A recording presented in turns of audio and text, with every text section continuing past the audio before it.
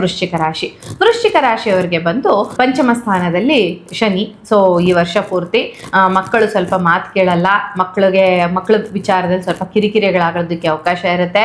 ಸಂತಾನಕ್ಕೆ ಪ್ರಯತ್ನ ಪಡ್ತಾ ಇದ್ರೆ ಸ್ವಲ್ಪ ಡಿಲೇ ಆಗೋದಕ್ಕೆ ಅವಕಾಶ ಇರುತ್ತೆ. ಬಟ್ 9ನೇ ಮನೆಯಲ್ಲಿರುವಂತಹ ಗುರು ಪಾಸಿಟಿವ್ ಚೇಂಜಸ್ ನ ಖಂಡಿತ ಕೊಡ್ತಾನೆ. ಸಾಧಾರಣ ಫಲಗಳು ಲಭಿಸ್ತವೆ. ಸೊ ಲಕ್ ಚೇಂಜ್ ಆಗುತ್ತೆ. ಒಂದಷ್ಟು ತಂದೆಯ ಆರೋಗ್ಯದಲ್ಲಿ ಸುಧಾರಣೆ ಆಗುತ್ತೆ. ತಂದೆಯ ಆಸ್ತಿ ಪಾಸ್ತಿಗಳು ಬರೋದಕ್ಕೆ ಅವಕಾಶ ಇರುತ್ತೆ. ತಂದೆಯಿಂದ ಬರುವಂತಹ ಹಣ ಏನಾದ್ರು ಇದ್ರೆ ಅದು ಬರೋದಕ್ಕೆ ಅವಕಾಶ ಇರುತ್ತೆ.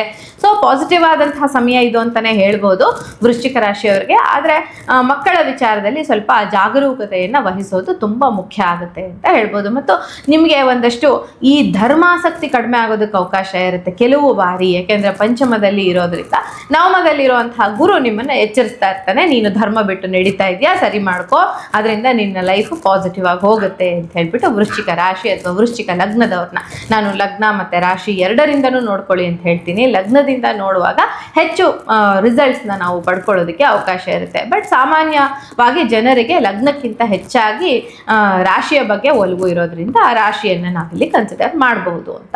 ಏನೇ ಅಂದ್ರೂ ಇದು ಜನರಲ್ ಆದಂತಹ ಪ್ರೆಡಿಕ್ಷನ್ಸ್. ನಿಮ್ಮ ಇಂಡಿವಿಜುವಲ್ ಜಾತಕ ನೋಡಿನೇ ನಾವು ಹೇಳಬೇಕಾಗತ್ತೆ ಈ ತರ ಇದೆ ಈ ವರ್ಷ ಅಂತ ಹೇಳೋದಕ್ಕೆ. ಇದು ಜನರಲ್ ಪ್ರೆಡಿಕ್ಷನ್ಸ್.